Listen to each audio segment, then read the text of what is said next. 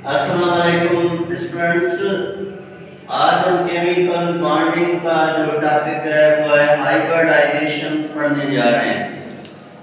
तो हाइब्रिडाइजेशन एक Greek word है। Hybridization is a Greek word which means mixing up. तो हाइब्रिडाइजेशन एक ग्रीक वर्ड होता है जिसका मतलब क्या होता है, मिक्सिंग अप।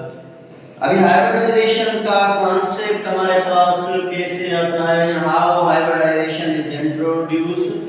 तो हमारे पास कुछ ऐसे एटम थे जो अपनी वैलेंसी सेटिस्फाई नहीं कर रहे थे। जो उसमें हमारे पास है कार्बन, बेरिलियम एंड बोरान। अगर कार्बन का एटॉमिक नंबर 6 है, इसकी कॉन्फ़िगरेशन करते हैं तो ये हो जाता है 1s2 2s2 2px 2py and 2pz।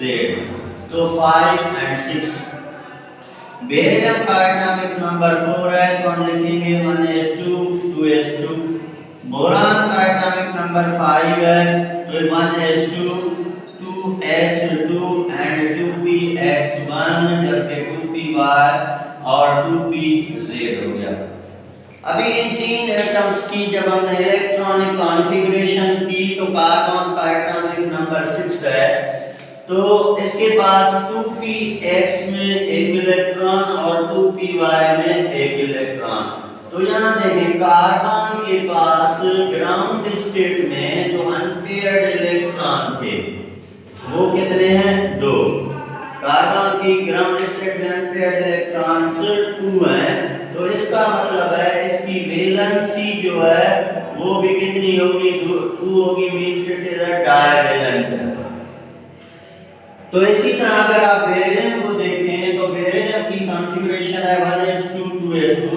इसका मतलब है beryllium have no unpaired electron. किसी भी एटम के पास जितने अनपेयर्ड इलेक्ट्रॉन होते हैं वही उसकी वैलेंसी को शो करता है। जब बेरिलियम के पास कोई भी अनपेयर्ड इलेक्ट्रॉन नहीं है तो इसकी वैलेंसी क्या होनी चाहिए, 0। अभी बोरान 5, बोरान के पास एक अनपेयर्ड इलेक्ट्रॉन है।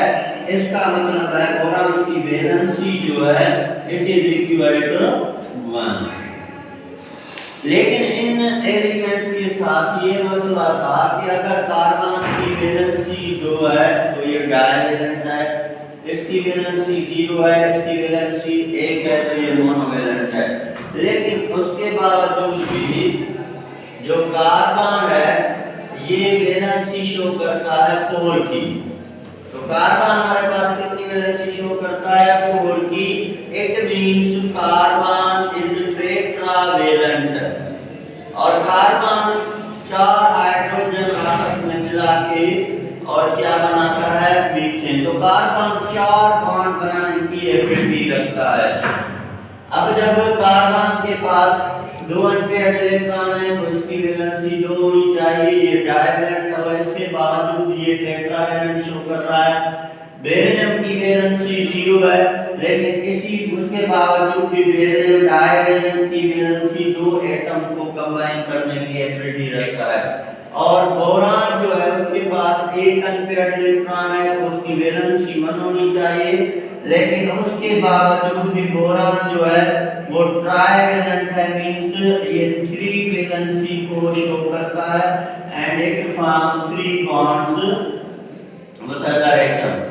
तो अभी साइंटिस्टों के लिए ये डिफरेंस था कि इनकी जो वैलेंसी है वो उनके समझ में नहीं आ रही थी कि अगर कार्बन में 2 अनपेयर्ड इलेक्ट्रॉन है, बोरान में 0 है, बेरिलियम में 0 है और बोरान में 1 है, तो उसके बावजूद भी ये वैलेंसी जो है क्यों शो नहीं करते। ये वैलेंसी में एक्सेप्शन यहाँ पे क्यों आ जाता है।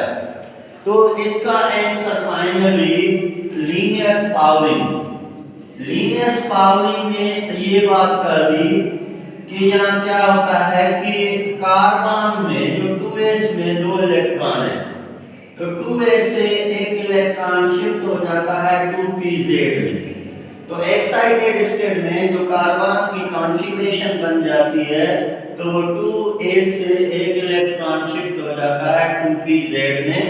इसी तरह सर ने कहा कि अगर बेरिलियम की बात करें तो बेरिलियम के पास 2px 2py और 2pz खाली है, तो यहाँ भी 2s से एक इलेक्ट्रॉन शिफ्ट हो जाता है 2px में, और इसी तरह बोरान में भी एक इलेक्ट्रॉन शिफ्ट हो जाता है एक 2py में। तो इसी वजह से ये 4 की वैलेंसी, ये 2 की वैलेंसी और ये 3 की वैलेंसी शो करते हैं, क्योंकि यहाँ से शिफ्टिंग हो जाती है इलेक्ट्रॉन्स की और इनकी valency in the excited state में है। लेकिन लीनियस पाउलिंग ने जब ये कॉन्सेप्ट दिया कि यहाँ इलेक्ट्रॉन की एक्साइटेशन होती है, तो लीनियस पाउलिंग पे ये एक ऑब्जेक्शन आ गया। जैसे कार्बन है, कार्बन में 4 हाइड्रोजन है और 4 आपस में मिलते हैं तो मीथेन बनाता है। अभी जब साइंटिस्टों ने मीथेन की स्टडी की तो मीथेन की जो स्ट्रक्चर थी वो रेगुलर और सिमेट्रिकल है। तो मीथेन है रेगुलर एंड सिमेट्रिकल स्ट्रक्चर, लेकिन लीनियस पाउलिंग के मुताबिक इसकी जो स्ट्रक्चर है वो रेगुलर नहीं होनी चाहिए। अलबत्ता यहाँ देखें, हमने पढ़े तो कार्बन की वैलेंसी तो 4 है, लेकिन मीथेन की स्ट्रक्चर क्या है? रेगुलर।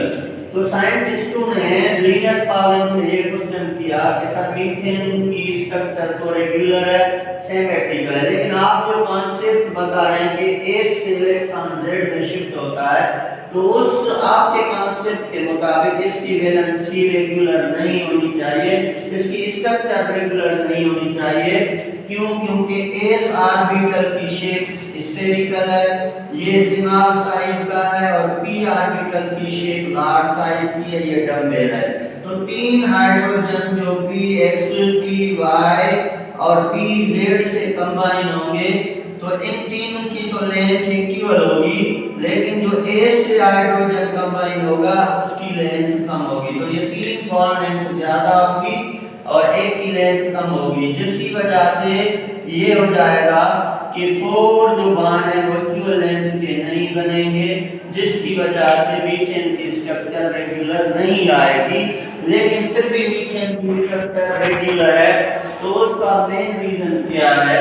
आप इस चीज को एक्सप्लेन करें कि व्हाई मीथेन है रेगुलर स्ट्रक्चर।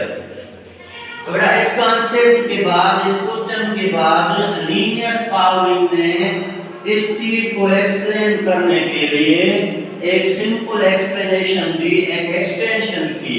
तो सर ने कहा कि इसका ये रीजन है कि यहाँ पे मिक्सिंग अप होती है ऑर्बिटल्स की। तो हम कहेंगे हाइब्रिडाइजेशन का कॉन्सेप्ट सर ने दे दिया। अभी हाइब्रिडाइजेशन का मकसद क्या होता है कि मिक्सिंग अप ऑफ ऑर्बिटल। तो ऐसा प्रोसेस जिसमें मिक्सिंग अप होती है ऑर्बिटल्स की, लेकिन सर कहता है जो ऑर्बिटल की मिक्सिंग अप होती है वो ऑर्बिटल्स की नियरली इक्वल एनर्जी के होते हैं। तो ऐसा प्रोसेस जिसमें मिक्सिंग ऑफ ऑर्बिटल हो नियरली इक्वल एनर्जी की, but their shape different, but different shape हो, और जब वो सर कहता है व्हेन दे मिक्स, अब जब ये मिक्स होंगे आपस में तो ये मिक्स होके जो न्यू ऑर्बिटल्स बनाएंगे, mix up to form new orbitals. तो ये मिक्स होके न्यू ऑर्बिटल्स सर कहता है बनाएंगे, और जो न्यू ऑर्बिटल्स हैं उनकी जो एनर्जी है यहाँ same energy and same shape.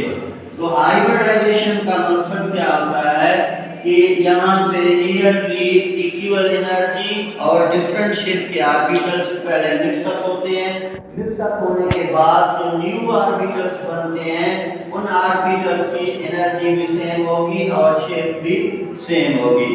तो यहाँ देखिए, फर्ज करें कार्बन का ये S ऑर्बिटल है, ये S ऑर्बिटल है, ये px है, ये py है और ये pz है। तो ये px py और ये pz। तो ये कार्बन का 2s ऑर्बिटल, ये 2px 2py 2pz। तो सर लीनियस पाउलिंग ने कहा कि इसकी मीथेन की स्ट्रक्चर इसलिए रेगुलर है क्योंकि इसमें जो s और p ऑर्बिटल है कार्बन के उनकी मिक्सिंग अप होती है। अब सर कहता है ये से ये मिक्सिंग अप होंगे, तो मिक्सिंग अप होने के बाद ये न्यू ऑर्बिटल्स बनाएंगे, और जो ये न्यू ऑर्बिटल्स बनेंगे, इन न्यू ऑर्बिटल्स की एनर्जी भी सेम होगी, एनर्जी भी सेम, और शेप भी क्या होगी, सेम होगी। अब सर कहता है ये जो न्यू ऑर्बिटल बन गए, these new orbitals are called hybrid orbital। तो इसी तरह हाइब्रिडाइजेशन का कॉन्सेप्ट दिया सर ने कि कार्बन की जो हाइब्रिडाइजेशन होती है, कार्बन में डिफरेंट शेप के ऑर्बिटल्स अब जो हैं वो मिक्सअप होते हैं, तो ये बनाते हैं new orbitals, and new orbitals are called hybrid orbital. तो इनकी एनर्जी और शेप क्या होती है, सेम। तो सर कहता है देखें ये भी एटॉमिक ऑर्बिटल है, ये भी एटॉमिक ऑर्बिटल है, ये भी एटॉमिक ऑर्बिटल है, ये भी एटॉमिक। तो सेम एटम के जब एटॉमिक ऑर्बिटल डिफरेंट शेप वाले मिक्स हुए तो हमारे पास न्यू ऑर्बिटल बने, and new orbitals is called hybrid orbital. लेकिन यहाँ देखो जितने एटॉमिक ऑर्बिटल्स आपस में मिक्स होंगे, हाइब्रिड ऑर्बिटल भी उतने ही बनेंगे। तो इसी तरह और जो न्यू हाइब्रिड ऑर्बिटल है उसकी एनर्जी भी सेम और शेप भी सेम, लेकिन न्यू हाइब्रिड ऑर्बिटल की शेप कौन सी होगी वो आप याद कर लें। जो भी डोमिनेंट होगा, देखिए यहाँ S और P की मिक्सिंग होगी तो